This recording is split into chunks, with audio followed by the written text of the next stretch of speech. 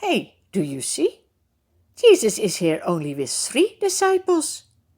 It are Peter, James, and John. It has happened before that Jesus takes only these 3 disciples with him when it is a special occasion. Today he leads them up a high mountain. When they are on the mountain, they are all alone by themselves. That's nice. Now they can pray. Jesus is praying. But Peter, James, and John are very sleepy. But look what is happening now. As Jesus is praying, the appearance of his face changes. His face shines like the sun. And look at his clothes. They become as white as the light, as bright as a flash of lightning. Dazzling white, whiter than anyone in the world could bleach them. Then Moses and Elijah are appearing in glorious splendor. They are coming from heaven to talk with Jesus. They speak about what will happen with him. Jesus is going to Jerusalem to suffer for the sins of the world. It is all written already in the Old Testament. This is so special to see that Jesus fulfills in his life all what was written about the Messiah already in the Old Testament. It proves that Jesus is the Son of God. Yes, he is the Messiah that the Jews were expecting. Then Peter, James, and John become fully awake. They see Jesus in his glory. He is transfigured before them. They also see the 2 men standing with him, Moses and Elijah. As they are leaving Jesus, Peter says, "Lord, it is good for us to be here.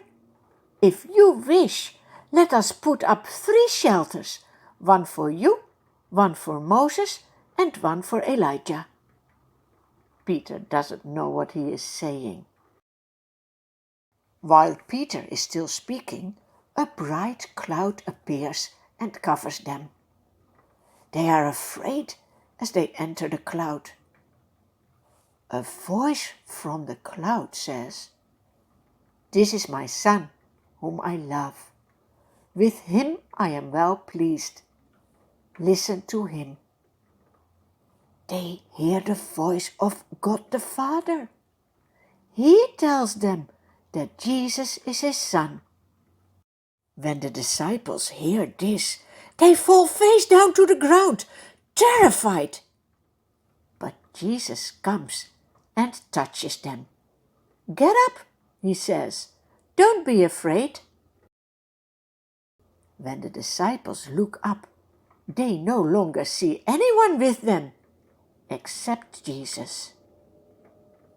As they are coming down the mountain, Jesus instructs them, "Don't tell anyone what you have seen until the Son of Man has been risen from the dead." Jesus prophesies what will happen with him. Do you know who the Son of Man is? That is Jesus himself. He will die, but will also rise again from the dead.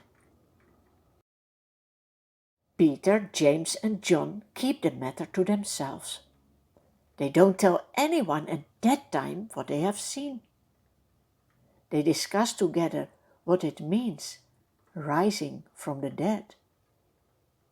Then they ask Jesus, "Why then do the teachers of the law say that before the coming of the Messiah, Elijah must come first?"